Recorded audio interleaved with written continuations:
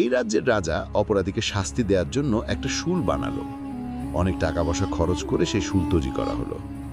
রাজা মন্ত্রীকে বলল, মন্ত্রী, এত টাকা পয়সা খরচ করে যে শুল বানালাম, এটা পরীক্ষা করা দরকার নয়?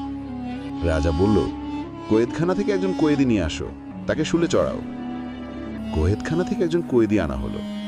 কয়েদিটা খুব রোগা পাতলা, গায়ে কোনো বল নেই। মন্ত্রী বলল, মহারাজ, এত টাকা খরচ করে যে শুল বানালেন আর শুলে চড়ানো হবে এই লোকটাকে, একে শুলে চড়ানো হলে আপনার মান ইজ্জত কিছু থাকবে? রাজা বলল, তাহলে একজন মোটা তাজা কয়েদি নিয়ে আসো। কিন্তু কয়েদখানায় আর কোনো কয়েদি নেই। রাজা আদেশ দিল, তাহলে রাজ্য থেকে মোটা তাজা কাউকে ধরে নিয়ে আসো। সৈন্যরা বাজারের দিকে গিয়ে কাউকে খুঁজে পেল না। ফিরে আসার পথে তারা আবিরকে দেখতে পায়, মোটা তাজা, শুলে চড়ানোর মতো একদম মানানসই। তারা আবিরকে ধরে নিয়ে যায় রাজার কাছে।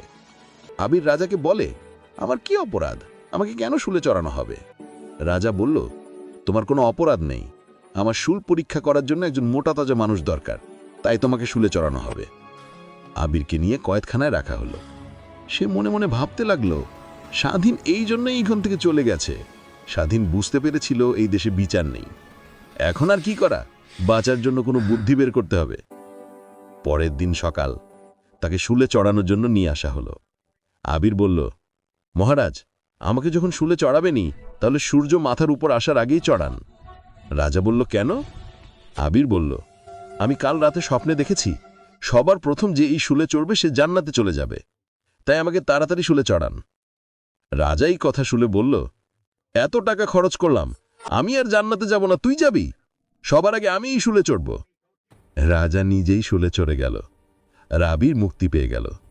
আবির তখনই সেই রাজ্য ছেড়ে চলে গেল স্বাধীনের কাছে, তার নিজের দেশে।